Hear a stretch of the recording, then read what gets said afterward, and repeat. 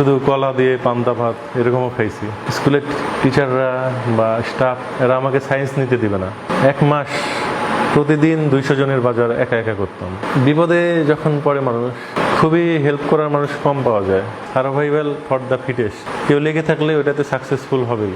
সবাই যদি ব্রেনকে ফ্রি রাখে সব কিছুই করা সম্ভব, কিন্তু মাথায় দুশ্চিন্তা নিলে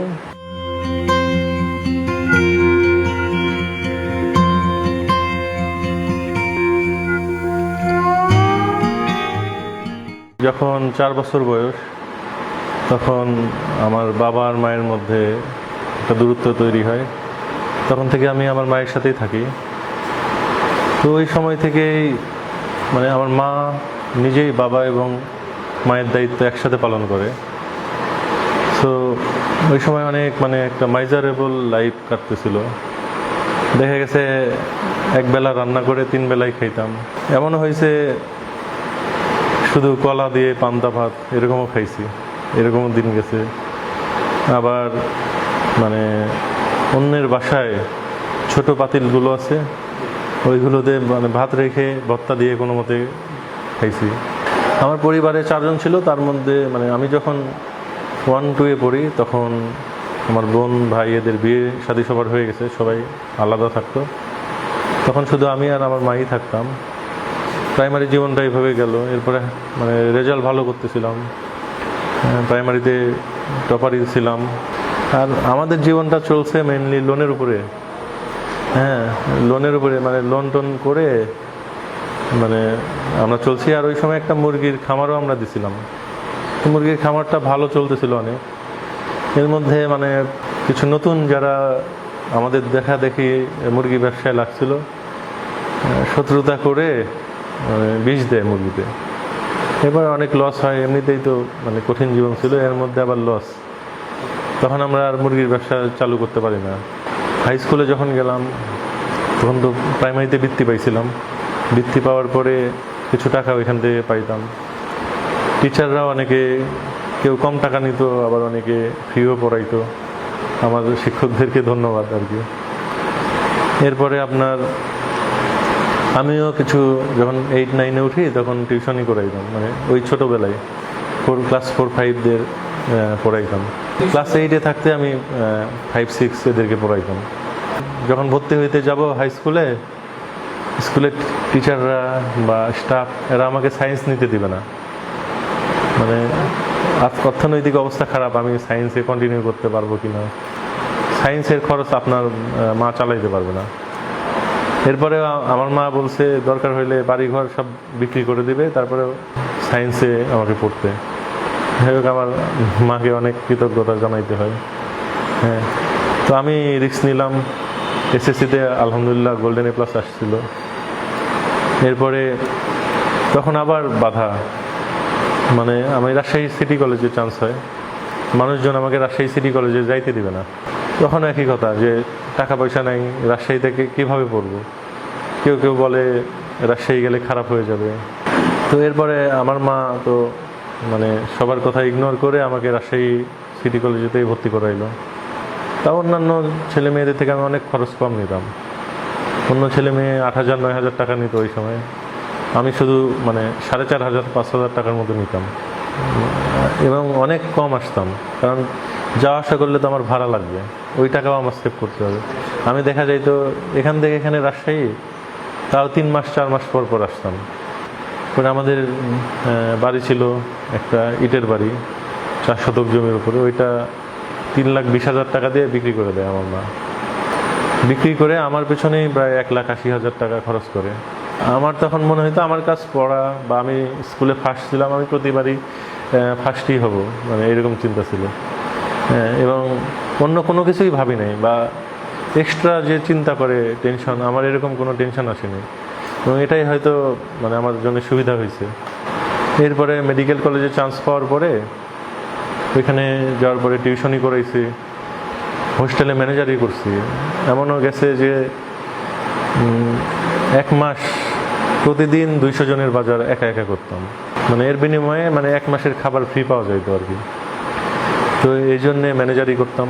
আপনার অনেক কষ্ট, 200 জনের বাজার করা যারা বাবুর্চি আছে ওদেরকে রান্না করা, এগুলো করতে গিয়ে পড়াশোনা অনেক ক্ষতি হয়, অনেক মানে বন্ধু বান্ধব যারা আছে তাদের থেকে অনেক পিছিয়ে যাই। আমি যখন 3rd 4th ইয়ারে পড়ি, ওরা 5th ইয়ারে উঠে গেছে আমার ব্যাচমেটরা।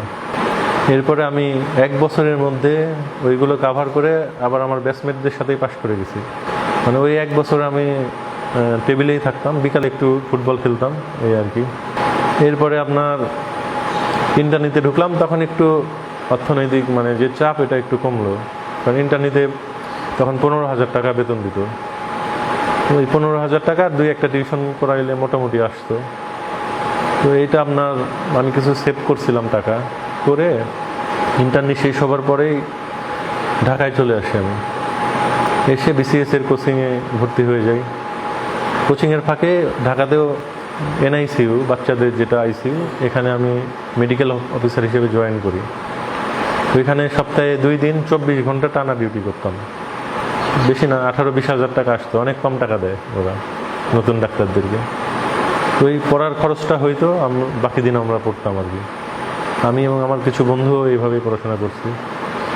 আসলে বিপদে যখন পড়ে মানুষ, যেটা বলতেছেন হেল্প করছে কে, খুবই হেল্প করার মানুষ কম পাওয়া যায়।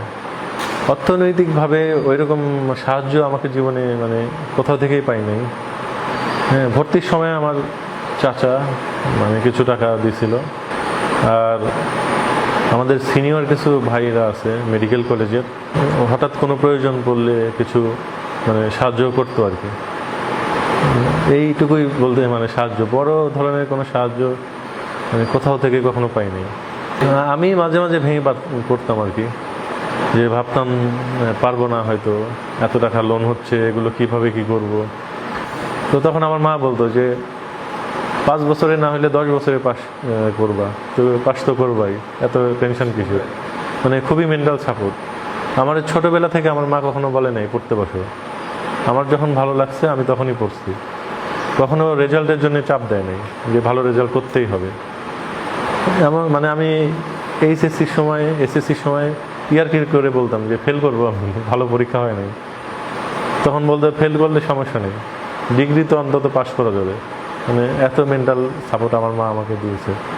এগুলো এত মানে বন্ধুর পথ পেরিয়ে এরপরে 48তম স্পেশাল BCS যেটা আসলো, আগে তো 46তম প্রিপারেশন নেওয়া ছিল, ওটাতে 3-4 মাসে টিকে গেছিলাম।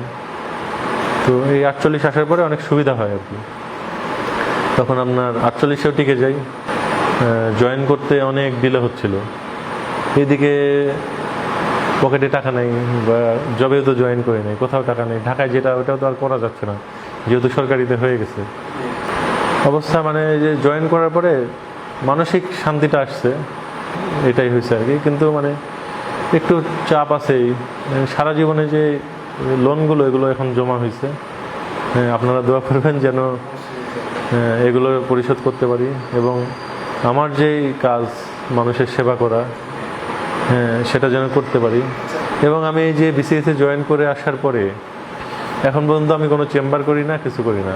এই সরকারি হসপিটালেই সবাই আমাকে ফোন দেয়, আমি এখানেই সবাইকে চিকিৎসা দিই। বাজারে আমি সারাদিন মানুষজন আসলে সবাইকে চিকিৎসা দিই, এটা যে কেউ বলবে আর কি।